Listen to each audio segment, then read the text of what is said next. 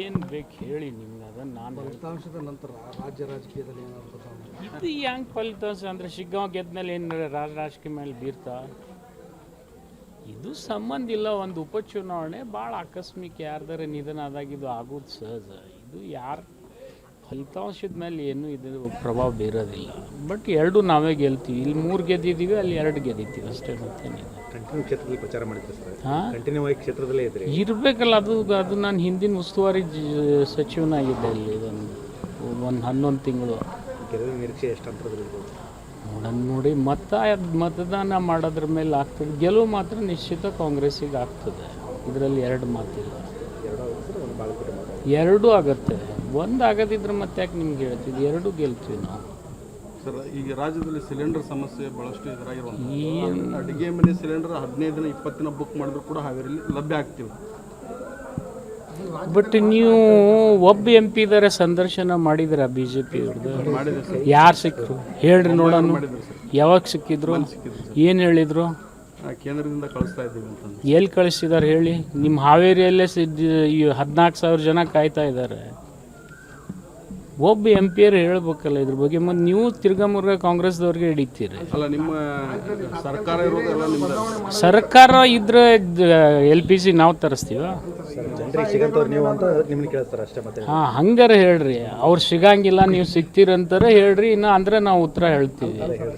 ಹಾಂ, ನೀವು ಇಷ್ಟು ಜನ ಕರ್ನಾಟಕದಲ್ಲಿ BJP MP ಒಂದು ಸರಿ ಪೆಟ್ರೋಲು ಡೀಸೆಲು ಹೋಗಲಿ. ಆ ಬಂಗಾರದ ಹೆಣ್ಮಕ್ಳದ್ದು ಅದು ಎಲ್ಲೆಲ್ಲೋ ಹೋಗ್ತಾ ಇದೆ. ಈಗ ಅದ್ರ ಬಗ್ಗೆ ಒಂದು ರಿಯಾಕ್ಷನ್ ಕೇಳಿರ ನೀವು?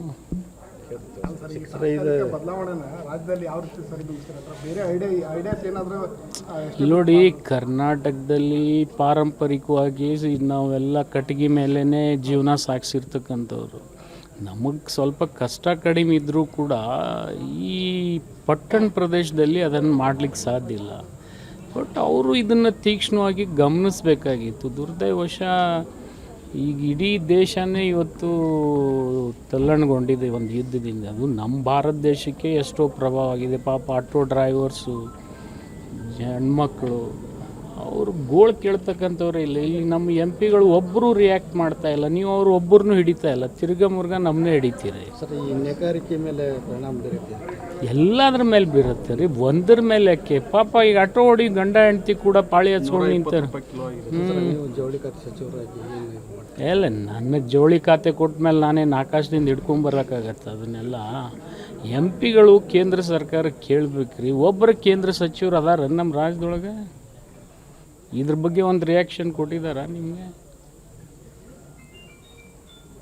ಸ್ಮೃತಿ ಇರಾನಿ ಮತ್ತು ನಮ್ಮ ಏನವರು ನಮ್ಮ ರಾಜ್ಯದ LPG ಗ್ಯಾಸ್ ಇಟ್ಕೊಂಡು ಅಡ್ಡಾಡ್ತಿದ್ರಲ್ಲ ಲೇಡಿ ಮಿನಿಸ್ಟ್ರು ಶೋಭಾ ಕರಂದ್ಲಾಜೆ, ನಿಮಗೂ ಗೊತ್ತದ ಇಲ್ಲ?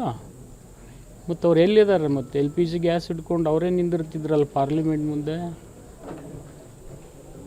ಮತ್ತು ಅವ್ರಿಗೆ ಕೇಳ್ರಿ, ಹೋಗಿ ಸ್ವಲ್ಪ ಹಿಡೀರಿ. ಅದು ನೋಡೋಣ. ನಮ್ಮ ಸರ್ಕಾರ ಅಂತರೂ ಅದ್ರ ಜೊತೆ ಇದೆ, ಮಾಡ್ಬೇಕಂತಕ್ಕಂಥ. ಇದೀಗ ಆಂಧ್ರದವ್ರು ತಗದೆ ಎತ್ತಿದ್ರೆ ಅದಕ್ಕೇನು ಸಂಬಂಧ ಇಲ್ಲ. ಅದನ್ನ ನೋಡೋಣ.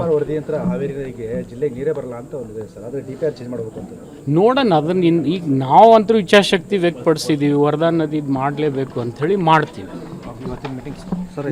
ಹಾಂ, ಹೇಳಿ. ಇವತ್ತಿನ ಮೀಟಿಂಗ್ ನೋಡೋಣ. ಇನ್ನು ನಾನು ಚರ್ಚೆ ಮಾಡ್ತಾ ಇದ್ದೀನಿ. ಮರಳು ವಿಚಾರದಲ್ಲಿ ಚರ್ಚೆ ಮಾಡಿ ನಿಮಗೆ ನಾನು ರಿಯಾಕ್ಟ್ ಮಾಡ್ತೀನಿ.